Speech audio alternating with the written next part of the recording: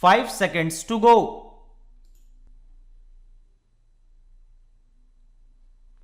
The president has said that in the last 40 years we have progressed along this path illumined by Mahatma Gandhi and Jawaharlal Nehru. We shall adhere to it, come what may, with the determination and courage instilled in us by Indira Gandhi. In my opinion, this is the time for all of us, whether belonging to that side or this side, irrespective of party affiliations, to rededicate ourselves to these basic fundamentals of our constitution. If we do that, we will be a united India. Not only will we command respect in the Committee of Nations, but the foundations will be such that nobody on the earth will be able to do any harm to us. I have one thing to say, that our country is a continent, and in this continent we have faced this year one of the severest droughts in 100 years. It is the prudent policy of having accumulated buffer stocks that, in spite of setbacks that we have experienced, there has not been any starvation death. This is a tribute to the ingenuity of our policy of having created the buffer stocks. To my mind, there are one or two grey areas. One of the grey areas is our population explosion, which my friend Shri Prashant has also referred to. We may be doing what we are doing. For instance, 20 million acceptors of contraceptives and other things we have produced, but we have not evolved a national consensus on this issue. I spoke about the matter in different forms when the Prime Minister was also there. I told him that a national consensus on family welfare program must be evolved. I also told him that you have been calling meetings of the opposition parties quite often on different issues, but to my mind, the most important issue for which an all-party meeting should be convened is to evolve a national policy on population. In spite of our all-round economic development, it all gets nullified by the population explosion. We have not done much in this direction. I had the privilege of going to China and I saw how they are progressing in this regard. It is true that there have been many occasions when undue advantage has been taken by one party or the other in the implementation of this program. That is why I want national consensus on family planning.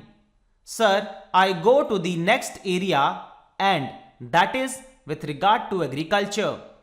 The Agriculture Minister has stated in a conference the other day that in spite of drought, he has fixed a target of 175 million tons of food grains for the current year. That is a good idea. But the important thing to which the President has referred is the need of increase in the production of oilseeds, and to this I add pulses. I want the government to give special attention to the production of these things because edible oils and pulses are the common man's need in India, and we are having shortage of pulses and edible oils, and we are importing these in a very large quantity. So the thrust of our program, as we have done in the case of Green Revolution, is that we should concentrate on the production of pulses and edible oils and then assure our own people that within a period of 2 years we will attain self-sufficiency in edible oils and pulses. The next point is with regard to public sector. There is no doubt that the public sector occupies a commanding height, and it has occupied commanding heights in our mixed economy. But the problem of accountability of public sector has not been done to the desired extent. I submit, sir, that for this purpose, the Program Implementation Ministry is helping the public sector undertakings with regard to any difficulties that they face. In that ministry, on or before 5th of every month, they get a report from the particular undertaking with regard to the difficulties that they face in manufacturing or marketing or finance or any other thing, and the Program Implementation Ministry sees to it that these difficulties are removed. But a new thinking has come to the heads of these public sector undertakings, that is, by sending the report on the 5th of every month, they pass on the buck to the Program Implementation Ministry and they forget about what they have written. This attitude has to be changed.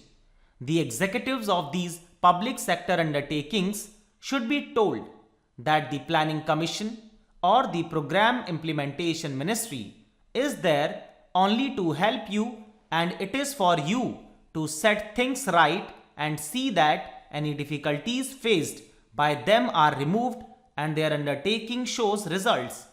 I think for that purpose, it will be advisable that their promotion or renewal of their contract or enhancement of their present grade should be linked with the jobs done by the heads of these public sector undertakings. Stop.